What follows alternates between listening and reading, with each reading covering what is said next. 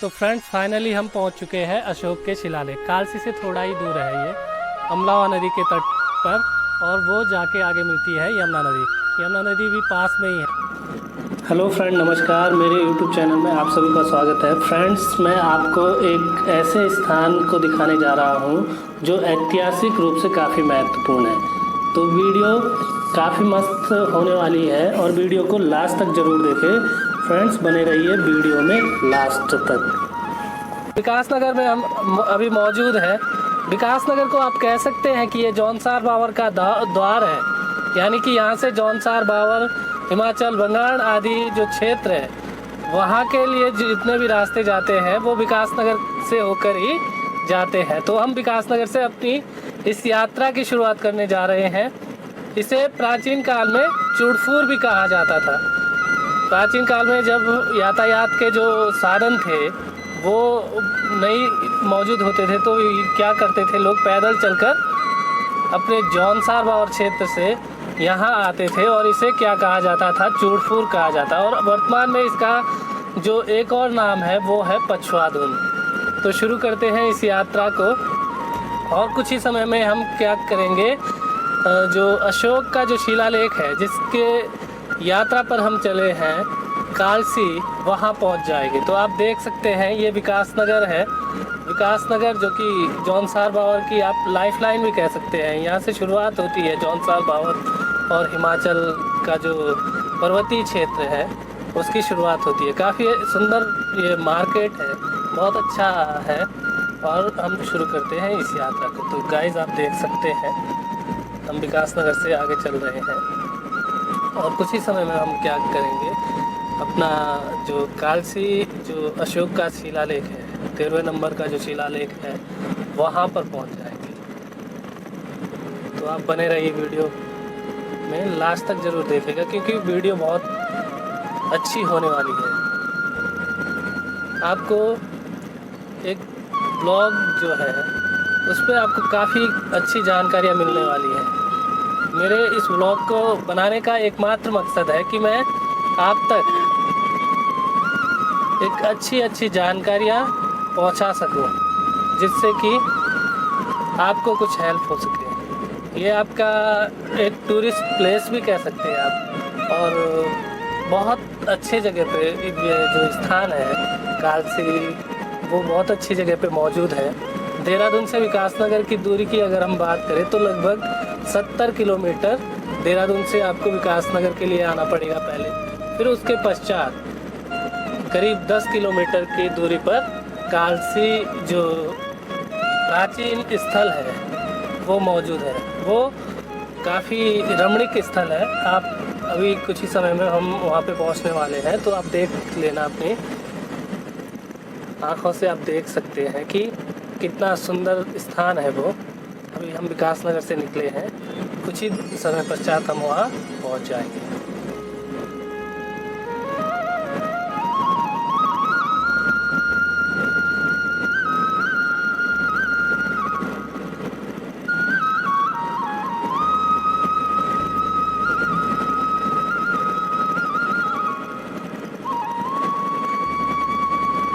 विकास नगर की अगर हम बात करें तो यहाँ से आगे निकल के जो कालसी वाला क्षेत्र है वहाँ से पर्वतीय जो क्षेत्र है उसकी शुरुआत होती है।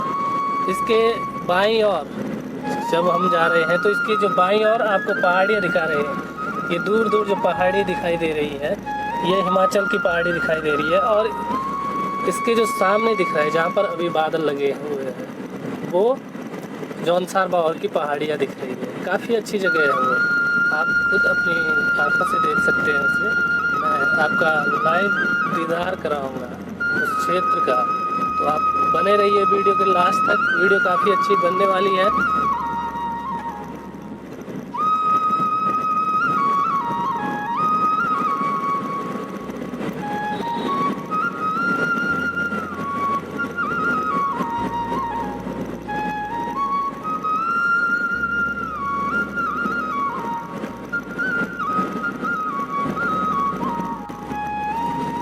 इससे कुछ ही किलोमीटर की दूरी पर यहाँ से आसन बैराज भी स्थित है।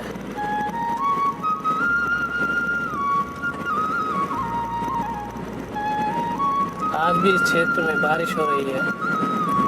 बरसात का जो मानसूनी दौर है, मानसून का जो दौर है वो लगभग ख़त्म होने जा रहा है।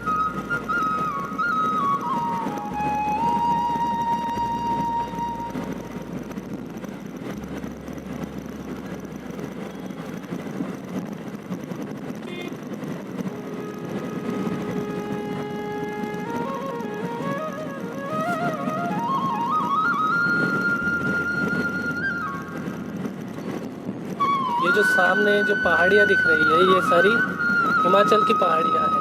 बहुत ही रमणीक स्थल है घूमने, यदि आपने आना होगा तो ये क्षेत्र काफ़ी ज़्यादा मनमोहक है। तो यहाँ पर आप आसानी से घूम भी सकते हैं क्योंकि ये देहरादून के बिल्कुल नज़दीक है। ये अभी हम यमुना पुल पे पहुँच चुके हैं। यहाँ पर यमुना नदी जो है वो मैदानी भाग में प्रवेश कर लेती है।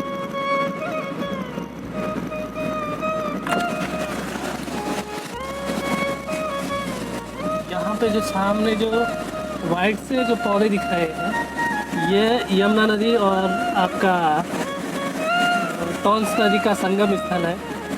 टॉन्स नदी के जो पार वाला क्षेत्र है वो आपका हिमाचल और इधर वाला जो क्षेत्र है वो उत्तराखंड का क्षेत्र है। तो हम अभी यमुना नदी को पार कर चुके हैं और कालसी में प्रवेश करने जा रहे हैं।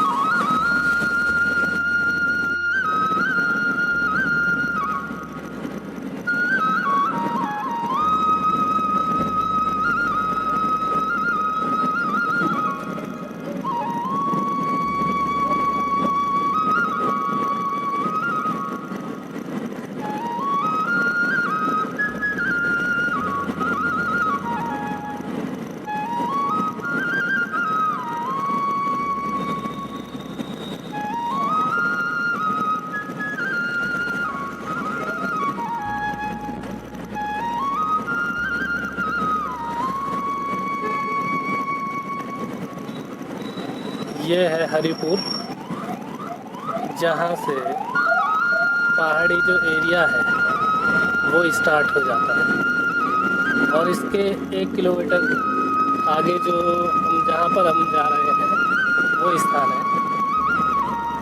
यहाँ से एक रास्ता कटता है वाया मीनस, जो कि मीनस होते हुए त्यूनी जाता है, और एक रास्ता चक्राता होते हुए आपका जौनसार, बावर, त्यूनी, बंगाल क्षेत्र और हिमाचल तक हो जाता है। यहाँ पर आप देख सकते हैं कि बोर्ड लगा है जिस पे लिखा है कि चक्राता 45 किलोमीटर, और यमुनोत्री को भी एक रास्ता इधर से जाता है, बड़कोट यमुनोत्री। अभी हम कालसी पहुँच चुके हैं, जहाँ से थोड़ा आगे चल के हमें पैदल चलना पड़ेगा और वहाँ तक हम पहुँच जाएंगे।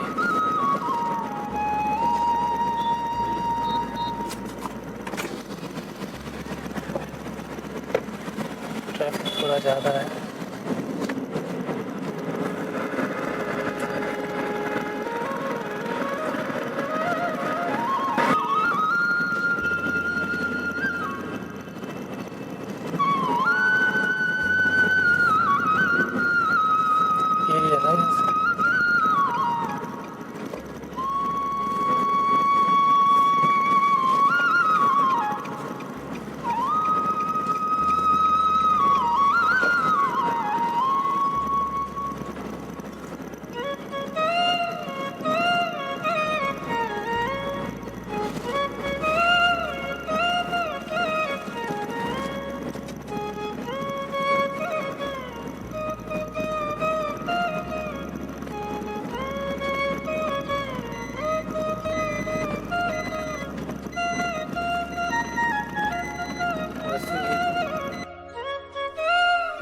तो फ्रेंड्स, फाइनली हम पहुंच चुके हैं अशोक के शिलालेख। कालसी से थोड़ा ही दूर है ये, अमलावा नदी के तट पर, और वो जाके आगे मिलती है यमुना नदी। यमुना नदी भी पास में ही है। कैमरा थोड़ा यमुना नदी की तरफ मिला।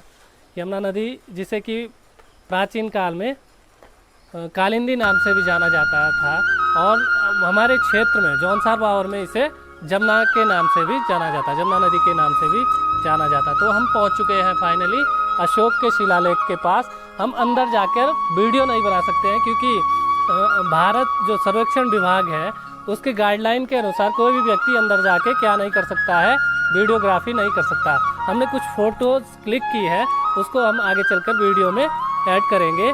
तो आप देख सकते हैं ये शिलालेख है जिसको कहा जाता है कि जब 261 ईसा पूर्व में कलिंग के युद्ध के पश्चात जब अशोक का जो हृदय परिवर्तन होता है तो वो विभिन्न क्षेत्रों पर क्या करता है, बौद्ध धर्म का प्रचार प्रसार करने निकलते हैं। तो उसी के अंतर्गत वो कालसी भी आए और यहाँ पर एक शिला पर उन्होंने एक लेख लिखा था जो कि प्राकृत भाषा के ब्राह्मी लिपि में लिखा गया है। ठीक है, ये जो शिलालेख है यह अशोक के आंतरिक प्रशासन से संबंधित है और जो बलि प्रथा थी या जो बलि जो की जाती थी इस क्षेत्र में भी प्राचीन काल से क्या है, बलि प्रथा का काफ़ी प्रचलन रहा है। तो उसके बारे में उसको बंद करने के लिए उन्होंने कहा है कि हम किसी भी व्यक्ति या जानवर की जान नहीं ले सकते हैं। तो उससे संबंधित ये शिलालेख है। इस शिलालेख की अगर हम बात करें तो इसकी जो लंबाई है वो लगभग 10 फीट के बराबर है और चौड़ाई की अगर हम बात करें तो वो 8 फीट के करीब है। तो ये शिलालेख है। इस क्षेत्र को प्राचीन काल में हरिनगरी के नाम से भी जाना जाता था। ठीक है, किंवदंतियों के अनुसार कुछ कहानी जो क्षेत्र में प्रचलित है उसमें कहा जाता है कि ये क्षेत्र विराट जो राजा थे उनके अंतर्गत भी आता था। विराट नगरी यहाँ से करीब पास एक खाई है, विराट खाई है। कहा जाता है कि वहाँ पर विराट जो राजा थे वो क्या करते थे, शासन करते थे। उस क्षेत्र के अंतर्गत ये क्षेत्र भी आता था। ठीक है, लेकिन वो क्या है, एक प्रमाणिक सबूत नहीं है हमारे पास कि वो ये जो क्षेत्र है वो विराट जो शासक थे, विराट जो राजा थे, जहाँ पर पांडवों ने अज्ञात काल में क्या करा था, रूप बदलकर अपना जीवन व्यतीत करा था, उसके अंतर्गत आता ही हो। ये हमारे पास अभी तक इसके कोई प्रमाण नहीं है, बल्कि ये कहानियाँ हैं जो इस क्षेत्र में प्रचलित है। ठीक है, तो यह जो क्षेत्र है काफ़ी रमणीक है। आसपास जो पर्वत दिख रहे हैं काफ़ी सुंदर पर्वत आपको नज़र आएगी। यहाँ से ऊपर जौनसार बावर का एरिया शुरू हो जाता है और आगे को मैदानी क्षेत्र है। इसके सामने, बिल्कुल सामने आपका हिमाचल का एरिया भी दिखाई देता है। ठीक है, तो ये अशोक का जो शिलालेख है ये 261 ईसा पूर्व के पश्चात ही लिखा गया है। इसमें बलि प्रथा का यानी कि जो उसके आंतरिक प्रशासन से संबंधित जो तथ्य है वो अंकित किए गए थे। इसकी जो खोज है वो 1860 में जो अंग्रेज अधिकारी थे फॉरेस्ट उन्होंने करी थी और प्रिंसेप ने सबसे पहले इस शिलालेख को पढ़ा था और कहा था कि ये अशोक से संबंधित है। यहाँ पर ये कहा जाता है कि 7वीं सदी में जो चीनी यात्री थे उन्होंने इस क्षेत्र की जो पहचान की थी वो सुधनगर के नाम से इसकी पहचान की थी। कालसी को प्राचीन काल में क्या कहा जाता था, प्राचीन काल में इसे